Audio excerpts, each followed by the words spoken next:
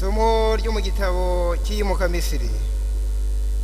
Musa yari akiri ku musozi wa Sinayi, maze Uhoraho amubwira ati, hoja imanuka, kuko umuryango wawe, wa muryango wavanye mu gihugu cya Misiri wihumanije. Ntibatindiganije guteshuka inzira nari nabategetse, bihimbiye ikigirwamana cy'ikimasa, bafukama imbere yacyo. Maze bagitura ibitambo bavuga ngo, Isiraheli, dore imana zawe zakuvanye mu gihugu cya Misiri. Uhoraho abwira Musa ati, ndabona neza ko uyu muryango ufite ijosi rishingaraye.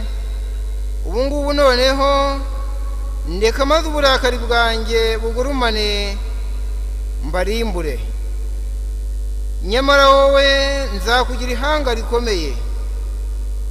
Musa yurura Uhoraho Imana yavuga ati, mbese Uhoraho, kuki uburakari bwawe bwagurumanira umuryango wawe wivaniye ubwawe mu gihugu cya Misiri, ukoresheje ububasha bukaze bw'ukuboko kwawe?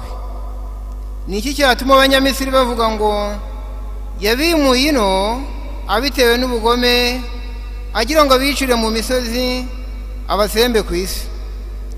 Cubya uburakari bwawe bukaze, maze ureke inabi wari ugiye kugirira umuryango wawe.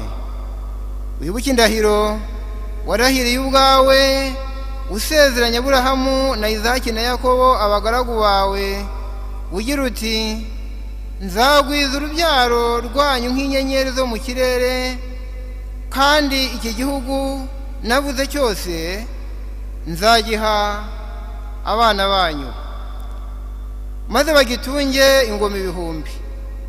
Nuko Uhoraho yisubiraho, areka inabi yari yashatse kugirira umuryango we. Iryo ni ijambo ry'Imana.